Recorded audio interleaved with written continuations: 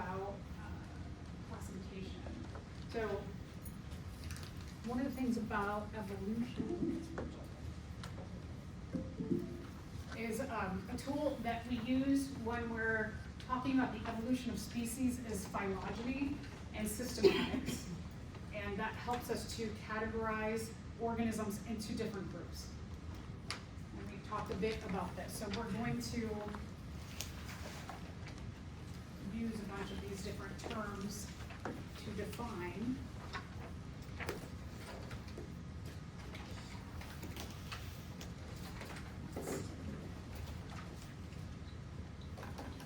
how to classify organisms.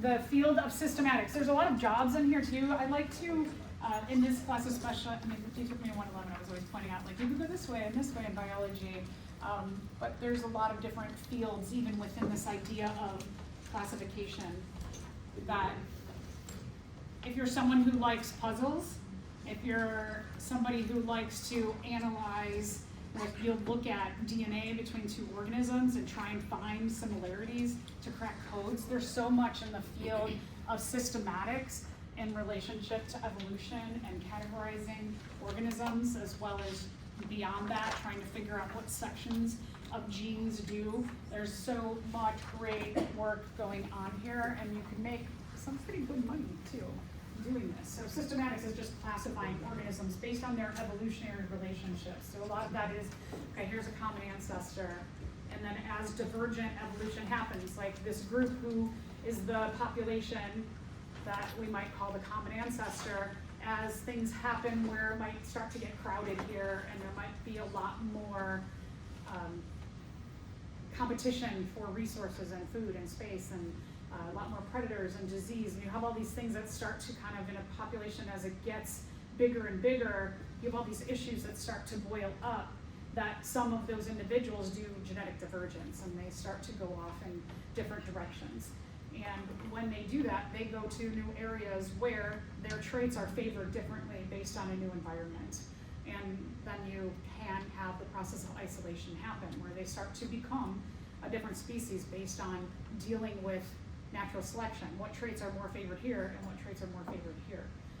And this is all based on, when we're trying to classify, like, from this common ancestor, what, you know, all these other groups, just like the mammals going off in different directions from those primates, those little primates that were around at the time when the dinosaurs went extinct, led to the ability of them to go off and go into so many different directions, do adaptive radiation, allowed for the evolution of all the different vertebrates. And so going back, systematics can help us look at that, the traits of the common ancestor, and then all this genetic divergence. What happened? How much different are they? Are they in the same, and we'll talk about different groups, like the genus group or the species group. Are they a different genus now? Are they, and we'll go up higher and higher with different groups, but we use systematics, a system to classify based on evolutionary relationships.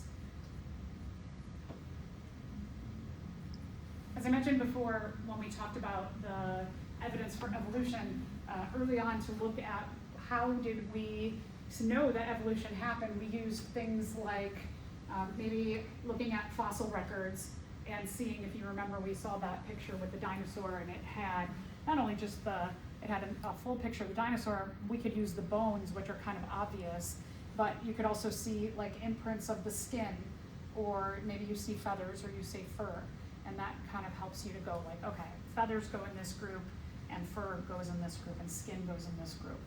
And we could also use their feces, their footprints, their handprints, you know, the way they laid down. You can might see where their skin, in between the bone and the skin, how thick was that how big of an animal was this that we're dealing with.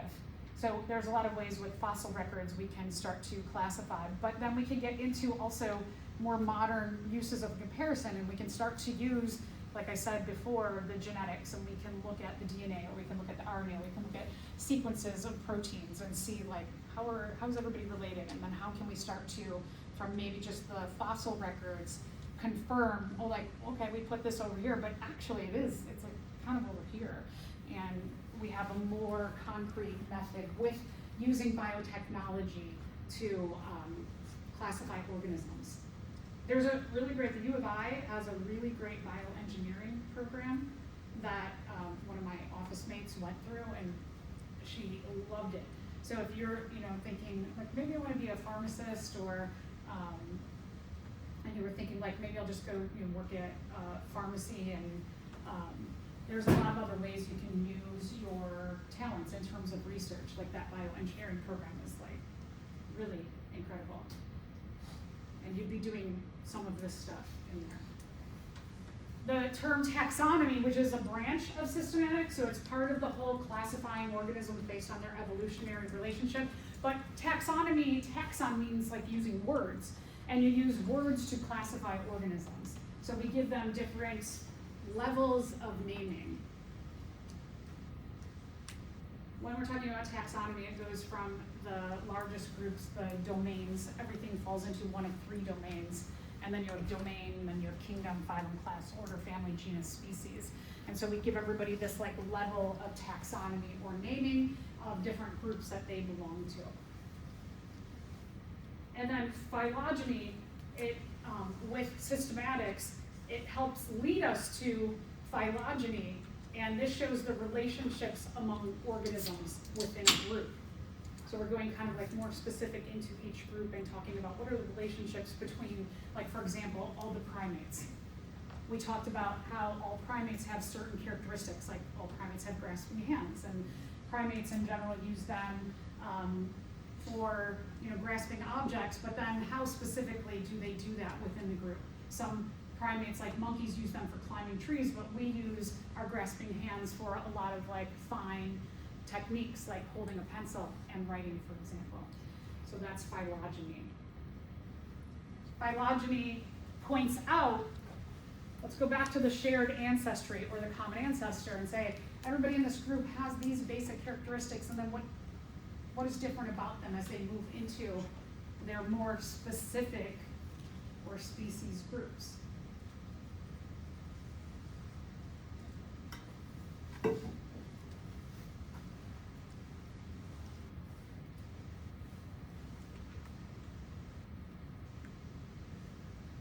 The way that we can show how we group things by both words and similarities or differences is that we can put groups onto what we call phylogenetic trees.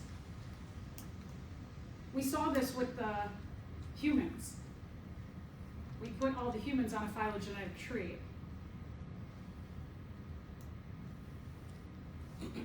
We showed the humans, the evolutionary relationships amongst humans.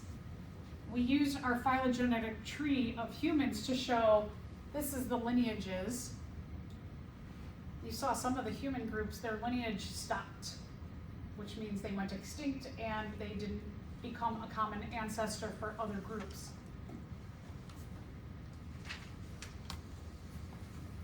On that evolutionary tree, we saw that humans, our oldest Australopithecus ancestor was Australopithecus afarensis, who was a common ancestor to Homo ergaster. Homo ergaster was a common ancestor to Homo heidelbergensis, and Homo heidelbergensis was a common ancestor to us, and also the Neanderthals who went extinct. So that branch was the one that I told you should follow and know our lineage. It shows our phylogenetic history. With these groupings, the more groups that you share, the more you have alike. We have different levels of common ancestry. So, like, for example, for humans, we have a common ancestry with all primates. But all primates have a common ancestry with all vertebrates. So with this idea of what we call clades or groups, we could kind of keep pushing back the common ancestry further and further and further till we get to bacterium, whom we believe was our common ancestor.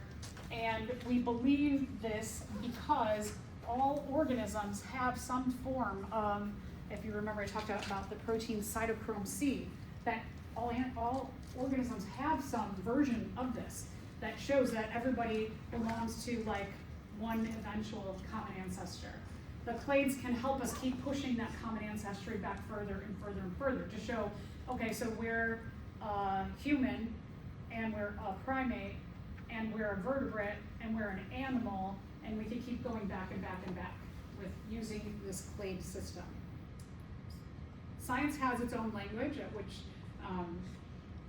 I always like to say, especially for our second language learners, that it's so much harder because you're coming into college and you're trying to figure out English, and you have your own home language, which you're probably always translating everything from English into your home language, and then back into English, and then back into biology or science, right? So you're kind of bouncing, your brain is going like, which is quite an intelligence to be able to do that. Science has a taxonomic, remember taxonomy means naming. It has a naming classification system. We use names to group organisms based on their evolutionary relationships. This is called the Linnaean system. It was invented by Carl Linnaeus. Carl Linnaeus is kind of interesting that Carl Linnaeus had a bunch of other names that he went by, like Carl von Linné also. So I always wonder and speculate, maybe Carl Linnaeus had all of these different names within different like friend groups and professional groups, and then he went, you know what? That group doesn't know I'm called this, and that group doesn't know I'm called that. And so then he went, maybe science is like that, where we need to have, you might have different names for different species depending on, what language you're coming from, or what area of the world, or you just, you could be silly and you make up a silly name for an animal, and all of these different names of the animals, scientists don't know that they're all talking about the same thing. So he said, let's have one universal language for science. And they go from very broad down to very specific. That's where the term species comes from. It's a specific group. It's the only members of that group. They're the only members that can interbreed with each other. So your species group is your very specific. Your domain group up at the top is very broad. A lot of organisms belong to that. So you go from very inclusive to less and less and less inclusive, or very exclusive, as you go from domain until species. So just like, I'll put this example in here. This is important. We in general, as humans, we work better when we're organized. Do y'all agree with me on that? Like, I'm a very organized chaos kind of person. Everything is always a lot of things going on and everything's chaotic, but when everything is perfectly organized, I feel like my anxiety goes down and I feel like I can concentrate better. And that's the way our society works in general, right? So if you went into Target and you were like, I need to find toothpaste, and you walked in and there were just like, the shelves were just filled with random stuff everywhere. And you were like, can you tell me where the toothpaste is? And someone would be like, oh, I unpacked that yesterday. I think I put it way in the back, and it's by some shoes and some clothes and toilet paper. And you're like, wait, what? Why would you put all those things together? That doesn't make any sense, right? So that you walk into Target and you can see on the ceiling, it'll say like clothing, and then it'll have like women's, men's, children's. And you'll see pharmacy, and you'll see all these things like food, and you could go just walk in and go, okay, I need to go toward pharmacy, and then you get into pharmacy, and each row at the end or maybe at the top, there's like, it tells you what's in each row. And then when you get into the rows, there's often things sticking out that say like toothpaste is down there, and you can quickly get to what you need. And that's kind of like what the taxon system works like, so that we can say that the domain, we can look at a species and go, okay, it's got to belong to either archaea, bacteria, or eukarya. And what we know by that is that if it has a cell with a nucleus, it goes into eukarya, that we can automatically go in that direction. If we're talking about a prokaryote, or a cell that is single, one cell, and doesn't have a nucleus, we know it's going to go into archaea or bacteria, and then we have to have some more information to figure out which domain does it really go into and why. So there's domain, kingdom, phylum, class, order, family, and then there's the genus and species name. And we've been working a lot with this more specific genus and species name when we were naming all of the different kinds of humans, and in lab you named many of the different kinds of primates as well. You even named some other animals within your lab. So this clade system, it's kind of interesting from that tree of life.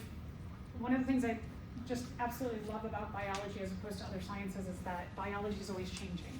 And so it's not the same thing, and I love the challenge of reading. Like every day I read something and I learn something new that's going on in the world of biology. And I find it just so like thrilling and exciting that we keep making discoveries. So the same thing with the naming system and the grouping system, the clade system, that these trees that they created, they keep changing. And so they might take this and go like, no, this actually fits maybe over here. And when I was in grammar school, there was no domains. There was a 5-kingdom system, and everything fit into one of 5 kingdoms. And then people came around and said, scientists were like, actually, I think we should like make one more clade, a bigger grouping system. The kingdom system, it only applies into Eukarya right now. There's so much work that needs to be done in the domains of bacteria and archaea, and to classify them, there's no kingdoms there. And so they have some groupings, they know that they belong to 2 domains, and then they know some like species and genus names, and they might know a few of these lower taxon, but they don't have any connection between the top and the bottom systems. So again, if you're interested in this, if you're like, this sounds pretty interesting, there's a lot of work to be done here. So I love marine biology, it is my passion. This is one of my favorite animals ever. The genus and species name is Chileneus undulatus. What makes this unique is that one, it's like really like colorful. It is this neon blue and neon green pattern. So when you see it, you're like, oh my gosh, these colors exist in nature. Wow. The fish is about this big, it's a pretty big fish. It has these big eyes, it's got this weird hump on its head, it has these really big lips, and it usually has like a couple teeth that stick out funny, so it kind of looks like, it's a silly looking fish, but it is just phenomenally brilliant and wild looking. So when I was in the Philippines, I worked at the Shedd Aquarium. Before I worked here, I helped create the shark exhibit that's there, the wild reef, where you take the elevator down. I did all the writing in that exhibit. Me and another person did all the writing. But I was fortunate enough to be sent to the Philippines for a month to gather ideas, and I got to go scuba diving almost every day, 2 or 3 times a day. And I saw this, and I remember coming up from the water and being so excited because I was just hoping that I would see this animal. And I came up and I said, oh my gosh, did everybody see the humphead wrasse? And one of our guides, he was like, oh, I saw a double-headed Maori wrasse that was so cool. And somebody else said, I saw Ipus ipus, and somebody said, I saw Chileneus undulatus. And then we come to figure out we're all talking about the same thing, that we're all excited, but we all had different names for this. And so eventually when I start looking up humphead wrasse, I'm like, oh yeah, that's Chileneus undulatus, and I show a picture, and everybody's like, oh, that's that. We had just a great laugh that we all had a different name for this same animal.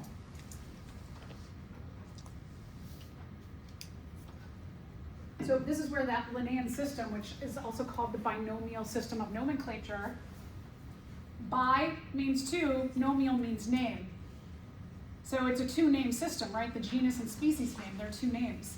And nomenclature means like a system of words or naming.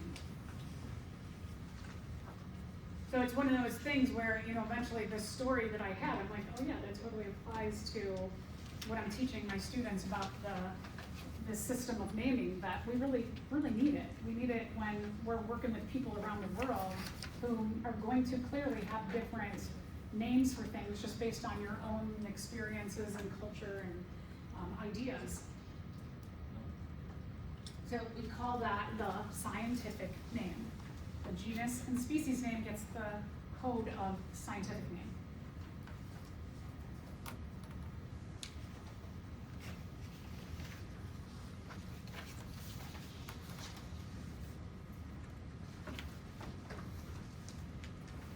Scientific name, two names, genus and species. Chileneus undulatus, Homo sapiens.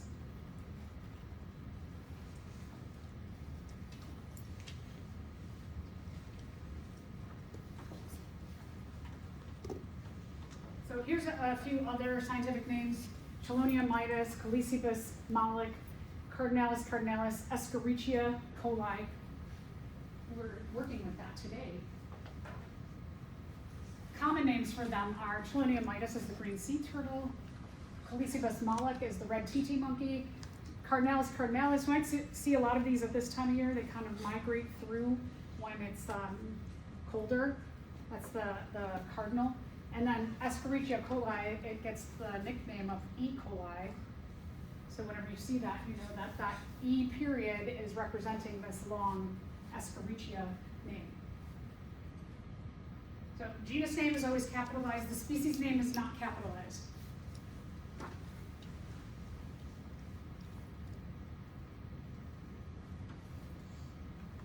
If you're typing, you write them in italics.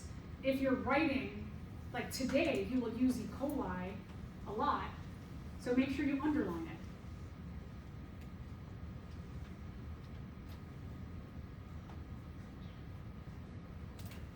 So out of these, you can see that they're all scientific names in some kind of form, but which one's correct?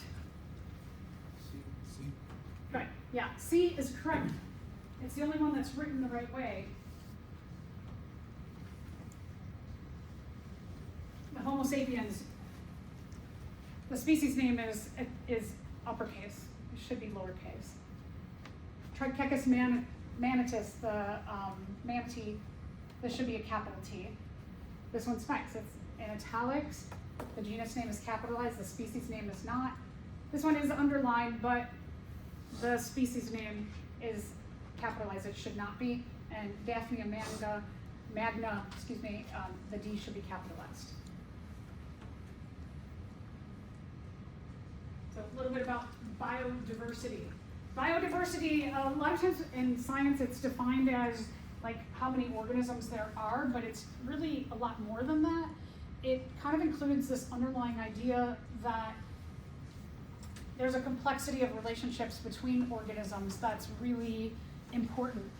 You and I, we can't exist without other organisms. We have, like, just for example, we have a microbiome. Microbiome is all the microscopic things that live in and on us that do stuff for us. And so, like, E. coli in our stomach helps us to digest food. But if we didn't have E. coli, we wouldn't survive. E. coli, there's good ones and bad ones. There's different strains of them too, but for us, most of them are in our body. They're really, really good. So there's within the species, the number of species, there's also this kind of underlying thing that they all rely on a lot of other ones. And so a very biodiverse ecosystem, you have a lot of species because they're all connected and they're all relying on each other in this kind of web of different ways. The estimated biodiversity. So there's a lot of different ideas, mathematics. If you're somebody who likes math, you can go into a whole field of science where you use math to show things like estimating biodiversity. You could be a conservation scientist who really just focuses on I'm going to identify the number of species in the world, and you use all these mathematical models to do that. Every year there's thousands of new species that are named. Hopefully one of you will go on, like do something in the world and you'll get to name a species. It's pretty thrilling when you get to that point. There's about 1.5 million species that are identified. Scientists, again, these mathematical models, how many species are out there? Given the fact that the archaea and bacterial domains, there's still so many organisms that need to be named. Some people say, there's probably like 7 to 10 million, and then some people say, I think there's 100 million, and some people will say, I think there's maybe like 1 billion. So again, different mathematical models will say that there's just a lot of species that exist on the Earth. So, identified biodiversity, the ones of that 1.5 million that are named and identified. I want to talk a little bit about this. Only 5% are prokaryotes and protists. The prokaryotes are the archaea and the bacteria, 2 whole domains. In the eukarya, you have some protists, you have plants and fungi, but look at this, only 27% are other things beside animals. Animals are the most named. But do you think animals are the biggest group or number on the Earth? No, probably not. Again, it's probably the archaea and the bacteria. But why? So let's think about like your phone screen or your computer screen or your tablet screen. The picture that you have on there. Is it an animal? Humans include animals, right? Anybody have a pretty plant, maybe a nice plant on there? I know mushrooms are really in vogue right now, so anybody have like a fungus, a mushroom? Does anybody have a bacteria or an archaea? And you're like, show people, like, this is the cutest. Do you want to see my bacteria? You want to see my archaea? It's so cute, right? Like, we love to show people our babies and our animals. No. So one of the things about animals is that animals are bigger, they're easier to study. Animals have these features. I mean, we're an animal. Most animals have 2 eyes, a nose, and a mouth. And because they have that, we're drawn to thinking egotistically that they're cute, like us. Because they have very similar features to us. And then we go like, oh, their features are different in this weird way. That's cute, right? If they're a smaller version of it, they're really cute. So we're just attracted to animals. They're easier to study. If you are studying prokaryotes, and let's say you're going to go to a rainforest and study what kind of prokaryotic species you can find in a rainforest, you are going to need a ton of equipment. You are going to, if you remember in the lab, that when you plated out your bacteria, your E. coli, we had plates that were there. Those plates have to be poured, so you have to prepare that before you go out in the field. They have to remain sterile, so you've got to have a system where those stay closed and maybe like in a bag, and then they have to travel, and how you get your bacterial plates down to the rainforest in another country is going to be hard. You're going to need some permits for the equipment that you bring. It's very complicated. And then once you get there, you're going to have to do a lot of swabbing, and then you're going to have to, again, get your plate back into something where it's just not exposed to anything else by the time you get it back to the incubator. You need an incubator, something that's warm, where the bacteria are going to grow. That's where I put your plates after you all left. You need to then go back to a lab, and you need to take from those plates. You need to make slides. The slides you need to dye. There are certain dyes to identify what kind of bacteria am I seeing. Different dyes will give you different clues as to what you're seeing, and then you need to look at it under a microscope. And you need to use a lot of books and information of like, when I'm seeing this, what does that mean? So it's just a lot more complexity here to identifying that. So a lot of people are just like, hey, let's go study animals, because we can just look at things and draw them and maybe get like a swab of a piece of hair or something and plate out their, or work out their DNA. So mostly it's the animals like us. All right, so let's go back to this phylogenetic tree. Here is a tree. They call this a tree of life, because all the living things are on here. It's very generic, though. It shows you the 3 domain arms of the tree. They put some branches on here. Again, this is like a lot needs to be identified. You can see there's no names on the branches. They have some ideas of major groups, but these branches are going to change a lot, and the branches are going to get a lot more branches. On the eukarya domain over here, we have identified some specific branches into kingdoms, the Animalia, the fungi, the plantae, and then the protists, about I don't know, 10, 15 years ago, they used to be one kingdom. It was called Protista. Now we think we're at like 8 kingdoms, and then there's 3 other groups that they have grouped, but they don't know if they're going to call them a kingdom yet, or if they're part of these other branches. And so there's a lot of work being done here. There's like a big protist society that they meet every year, and they talk about the branches and how they're changing. It's sometimes I go check the page just because it's kind of funny to see the discourse among scientists. It's as things are like hotly changing right now. The thing about this tree is that when you have the branches are not just like, let's put like branches, let's draw a tree. They're intentional. That when you have a branch, what that means is there's a common ancestor here. That there's a common ancestor between this branch and that branch. So, like, for example, animals, our closest common ancestor is with fungi. We have a common ancestor there. We have closer common ancestry with fungi than we do with plants.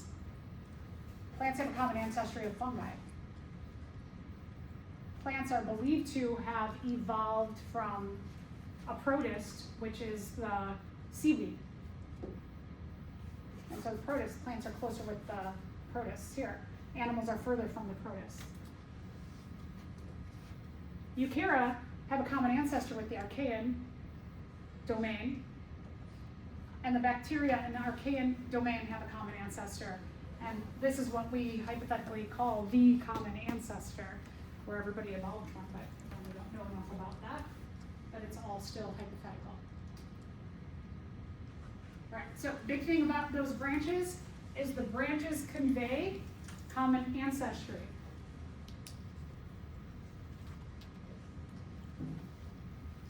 Every time you see one of these arrows, it means, or you see a branching off, a splitting of a trunk into 2 new branches, from a trunk to 2 new branches, it means there's a common ancestor here, there's a common ancestor here, there's a common ancestor here, and here, and here, and here, and here. Right?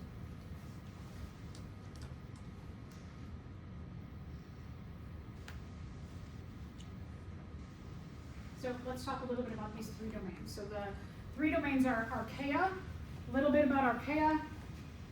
They're prokaryotic. Pro means before, karyotic means cell. They evolved before the nucleus evolved. So there is no nucleus in the archaeans.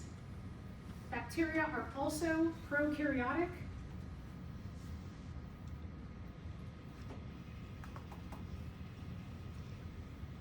And then there's the eukarya. Eu means true.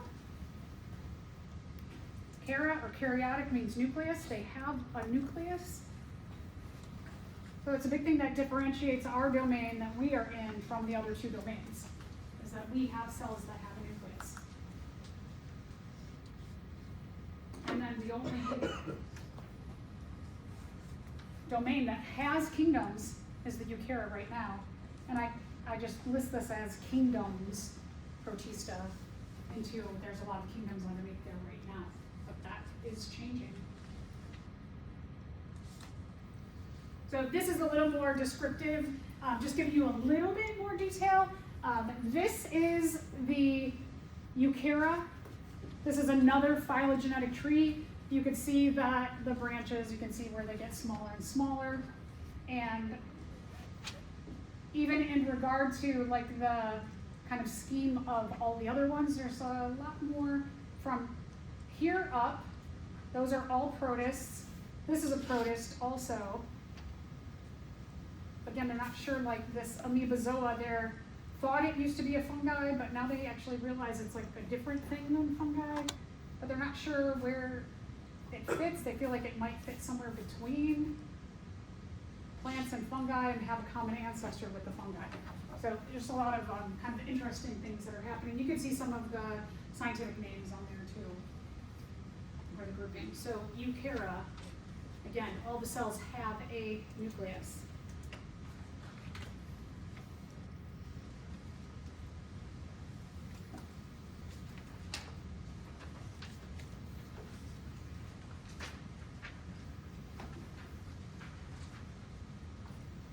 And here's another, it just gives you another view of a different phylogenetic tree that shows you the animals, the fungi, the plants, and then look at all the protists here. There's a lot of groupings in there. Okay, so you know I like these like orderly questions. So tell me what is the correct order here? D. Yeah, good. C. Or sorry, D. Oh my God. Let's see. Yeah. Domain, kingdom, fauna, class, order, family, genus, species. I don't know why I can remember that. Paul, you said you had a mnemonic device, right? Is that for? No, that was for the. Sorry. That was for Measurements. Sorry, I was like, so sometimes you can have like a mnemonic device where you say like, dumb King Philip can, blah, blah, blah. Right? There's something about dumb King Philip, I believe, but you can make a mnemonic device to remember this order. So whatever works for you, but if it's easier to remember some little like story, or you can use the first letter of each of these to make like a sentence, and then you know that sentence, and then you'll remember the order of these. Sometimes that helps people to memorize orders of things. So let's talk about plants.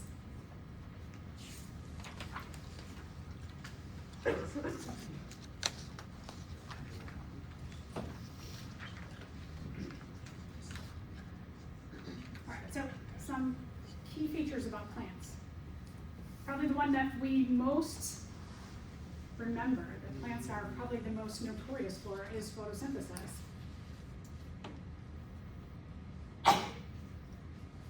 And there's all kinds of plants. If you ever get to take a botany class, if it's something that you're interested in, plants are weird. Plants do all kinds of things that a lot of other organisms can't do. They do alternation of generations of diploid and haploid back and forth. You know, usually most species, it's diploid leads to the next diploid generation, but they can go back and forth, and they can do all kinds of weird things. They can do what's called polyploidy, where they can have offspring who have not just more than one chromosome, but whole extra sets of chromosomes. Yeah, weird. So they can do things that most other organisms can't do, and it's very, very interesting and wild what they can do. All right, so let's talk about the impact of plants on other organisms. Here are some of the crucial ecological roles of plants. One, right, photosynthesis leads us to our food, our respiration, our ability, our aerobic respiration to break down our food with oxygen. So our air, soil, water, all of those things are important, and they are made by plants. Plants pass on energy to all the other organisms that are herbivores. Anyway, plants maintain our atmosphere. I mean, hypothetically, any plant on land could really be taking carbon dioxide out of the atmosphere to combat greenhouse gases, but what are we doing in the world for our economic systems and farming systems as we're cutting down rainforests and other areas that have plants to put in parking lots, or to have a monoculture where we take a rainforest and we cut everything down and we lose that biodiversity, and we grow pineapples or blueberries or guavas, and somebody sells those and makes a quick profit and then leaves that land destroyed behind. So we're not really on it in terms of fighting climate change using the very organisms that so easily take carbon dioxide out of the atmosphere, who need carbon dioxide. We're getting rid of them. So we don't have a real good plan as a society to fight climate change using our photosynthesizers. Plants build soil, and the way that they build soil is through their rooting system. When decomposers and detritivores, when they break down dead things and the waste of things, they leave behind the atoms of the things that they broke down. and all of those atoms get mostly, well, they get either put into the air or the atoms get put into the ground. And those atoms, what happens with plants is that when plants grow, the rooting part is not just to keep them upright and stable, but it also, all of these roots take all those atoms from the decomposers and the detritivores, and it keeps them together into what we call soil. And so the soil gets trapped and compacted between the roots. And that's why we have like solid ground. Plants do that. Plants also take up water, so they can remove water from the atmosphere and they can store it. Water is so important to all living things, including plants. The majority of our body is about 70 to 90% water. And that's true for most organisms. Some organisms may be more, some a little less, but they can take that water and they can store it within their own bodies. They can also release some of that water. One of the ways that plants actually hydrate themselves is by what is called transpiration. They have to, like we do perspiration. Perspiration for us is a different mechanism. We use perspiration to help take heat off our body and cool us down. Transpiration, they get water from the ground, and thinking about a plant like a really tall tree, for example, water has to go from the rooted area all the way up through the body of the tree, all the way up to the tips of the tree. Now, if you're something like a redwood, which you are maybe 300-400 feet tall, or a eucalyptus tree, you've got to get water from that rooting system all the way up to the top. And so water has to go up against gravity. One of the great things about water is its ability to bond to itself through hydrogen bonding, makes it very strong, and how it can move together as a group. So it can move together, and because it can move together from all the way down, hundreds of feet down to the tips of the plant, what the plant does in order to get more water into its body, it opens up little pores called stomates in its lower surface of the leaf, and it loses a little bit of water, and that pulls water up. Plants losing water, this process of transpiration, actually regulates climates. And what we do see as an impact of cutting down rainforests in certain areas is that where you had rainforests and you had this lush diversity of plant life who were letting go of water, you had a lot of rain, right? It's called a rainforest because there's a lot of clouds and then it rains. And every day a rainforest has a period of rain because the plants are constantly transpiring and getting rid of water and goes in the atmosphere, and then it rains, and then they take it up, and then let it go, and then it rains, right? And so we have this evaporation precipitation cycle. When rainforests are cut down for monocultures, what happens is that you lose that rain ability because you don't have that diversity of plants transpiring. And so it can have dire effects on the environments around. You can have areas that were once like really, really rainy and had this rainy climate go to being totally dry. And when you have a dry climate, that can cause you to easily have fires. So like, for example, if you look at like the LA area, some of that area is desert, so it is naturally dry, but some of the area, all the plants got cut down for houses and for economy and all the things that humans need as like roads and buildings, and so it definitely has changed climate there. So in addition to the desert areas, you've got also like the loss of a lot of plant life, which changes the climate, makes it a lot easier for fires to spread, makes it very dangerous. We also use plants, especially trees, to make wood.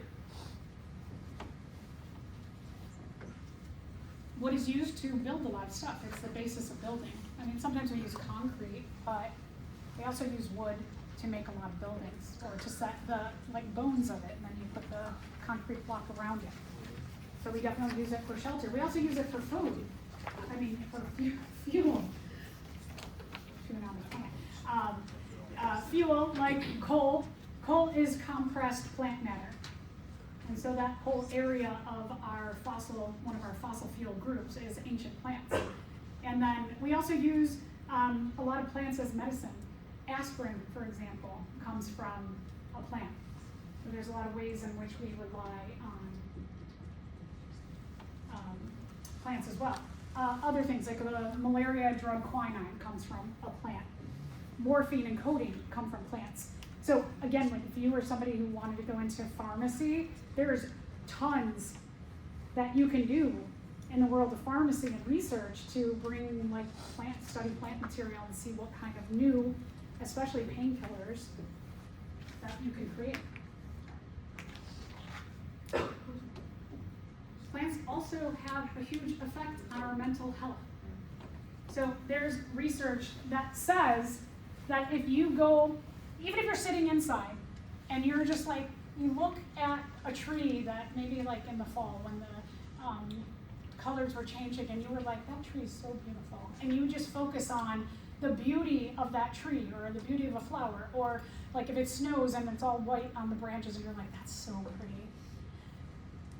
Sitting and focusing on the beauty of nature, it changes your mental health. So there's research to say that if you go for, like, especially in the morning, there's a number of things that when you wake up, you go for a 20-minute walk. And during that 20-minute walk, you don't have your phone out, you don't have sunglasses on, get the vitamin D that you need. That's one thing that really helps with our mental health. Getting a little exercise in. And then the third thing is during that walk, you focus on nature. So like I live in the city, and all the time when I walk the dog, I'm always looking at like the trees and the plants, and I always try to take that time to focus on nature. And when I come back, I feel a lot more relaxed. I feel happier. And so one of the best things, like this is a really like easy 20 minutes, is first thing when you get up in the morning is go outside and take a 20-minute walk. But no sunglasses. You want to get that vitamin D in. You want to get the vitamin D on your skin. You want to get it in your eyes. It will change your mental health. Focus on nature and the beauty of nature. Even like if you're just, go sit in your car. Even if you're somebody who's like, I don't like to walk. I don't like nature. You can sit in your car and just like look around at nature. Look at the birds and be like, wow, that's so cool. How cool would it be to be a bird and be able to fly and go such far places, and how amazing they can navigate from like one state to another state or across continents, right? And just thinking about that stuff and the wonder of nature, it changes your mental health. So give yourself that time. We also use plants for like tea and coffee and yummy foods. A lot of people like food. I know there's some people who are like, food's a necessity, it gets me through the day. But like, I love food. I love yummy, delicious tasting things. And so that's another way that you can connect to nature, is that when you're eating, think like, oh my gosh, like look at all the organisms that made this food for me. So it's another kind of that mental health connection to plants. Plants are vascular. Plants have many similarities to us in really weird, wacky ways. So thinking about vascular systems, what that means is when we translate vascular of plants into a word, what word do you think about in regard to plants and their vascular system? We have the same thing in our bodies. When you look at a leaf, those lines that stick out, what do you call those? Veins, yes. So they have veins. We have veins, they have veins. What a vascular system, our vascular system, we have arteries, veins, and capillaries, and they have veins, also is that it transports important things around their body. And so when you're taking a look at like a leaf and you see these line patterns, that tells you something, that stuff that's really important is being transported from the leaves, and then they make their way down the trunk of the tree to the roots. And they have a vascular system to transport important things just like we do.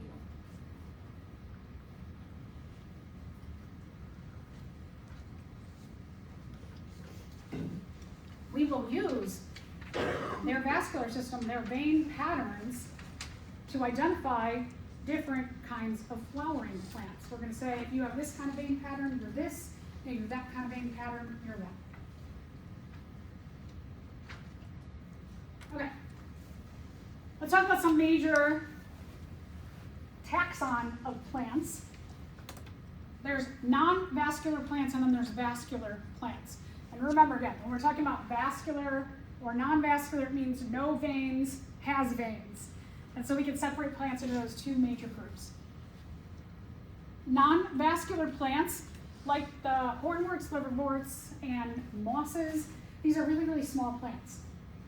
So moss often grows on like logs. It looks almost like green carpet. It's very short. It grows like a film over something, like a carpet on top of, oftentimes you'll see it on dead trees or on the sides of trees. These things too, kind of interesting, is that if you're in a forest and you want to know which direction you're going, if you look at a tree, one side of the tree will have a lot more moss on it than the other side, because from the east, when the sun rises, you get a lot more sunlight on the east side of the tree. And so you could tell the direction in a forest by looking at, well, what side do I have more moss on my trees? Vascular plants. We'll talk about ferns, flowering plants, conifers, which are your with cones, and also gymnosperms, which also have cones. I mean, conifers are, yeah. Okay. All right, so let's talk about these. So as I mentioned, moss here. Moss are called bryophyta. They are small, short.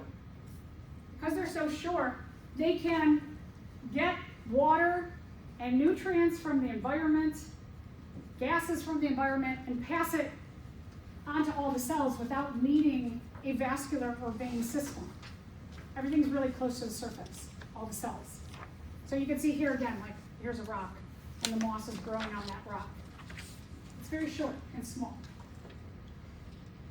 Moss are usually found in moist environments, like a forest is actually a very moist environment, because you have in a forest a lot of plants, and we know that I talked about the process of transpiration, lets go of water. So in a forest, you'll often see, like I said, moss growing on the sides of the east side of trees. You'll see it on rocks, and you'll see it on fallen logs.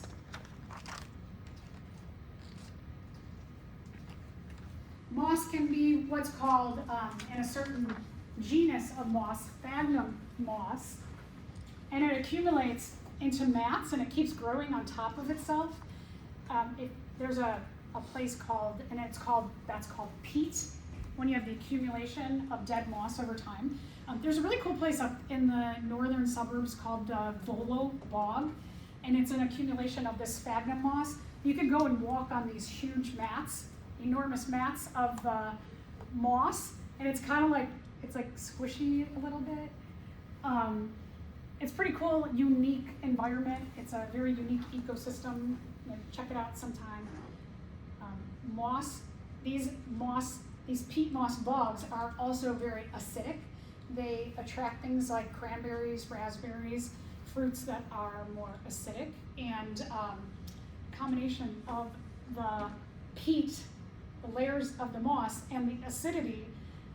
What they have found is that, like, someone died like 120 years ago, and their body goes into one of these peat bogs, and their body is almost like completely undecomposed because of the acidity.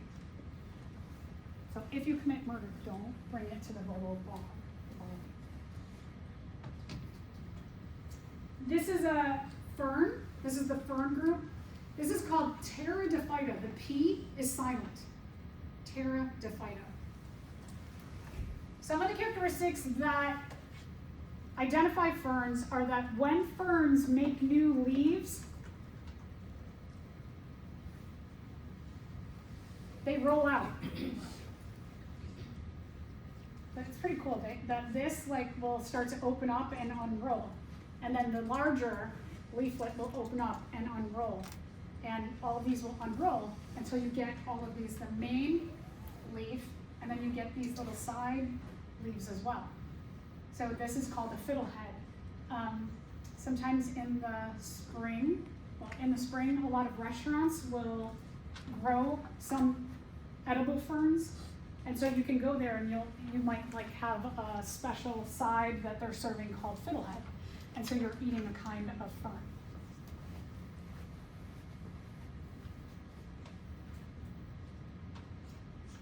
Ferns also have spores. The way they reproduce is through spores on the undersurface of their leaf. You can see a lot of these little spore packets. Each of these, the spores are microscopic. So these are like probably hundreds or thousands in each of these little piles. I took this picture at the Garfield Park Conservatory. It's on the west side of Chicago. It's a really wonderful, magical place. It's not too far from my house, so I like to, sometimes I work at home on Fridays. So a lot of Fridays I go and sit at the Garfield Park Conservatory, get a lot of good oxygen, I'm around the plants. I always walk out of there feeling really like, oh, it's great, it's a weekend. So check it out, another cool place in Chicagoland area to check out. They also, ferns, when they grow long enough, they have stems. So not just these kind of like stems, but they also have other stems that come out from the soil and will often hang down. They kind of look like a tarantula leg, like a spider leg, like a big fat spider's leg. This is another thing, like when you see this, you're like, oh, that's a fern. The spores aren't always there. The spores sometimes blow away. So, and they don't produce the spores all the time. So you can't always rely on one kind of trait of a plant, because just like a flower, one of the easy ways to identify what kind of flowering plant is this is you look at the flower, but what if they're not blooming flowers at the time? Then you have to identify the leaves, and what if they don't have any leaves at the time? Then you have to look at the stem, and you have to look at the roots. So there's a lot of different features that might not always be apparent or present on different kinds of plants. And then there's the gymnosperms, which are the evergreens. Their seeds are made in cones. So this is a picture I took that I found like 6 different cones of different gymnosperms in the same area. So I knew there were at least 6 different species of gymnosperms there. Each species has a different characteristic kind of cone. Inside of the cones, inside of each of these little branches of the cone, inside there is a seed.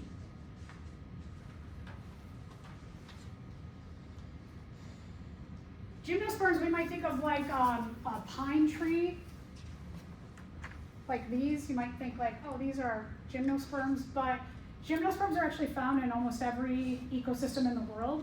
That they may be in more tropical ecosystems. They might look a little bit more like a herbaceous tree or a flowering tree. So there is a lot of diversity in the gymnosperms or the pine trees. And then we have the angiosperms. The angiosperms are the flowering plants. They produce flowers and also fruit.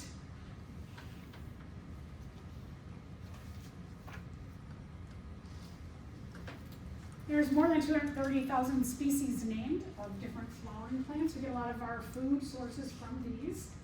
They range in size from being millimeters, like really, really teeny, to hundreds of feet tall, like the eucalyptus tree.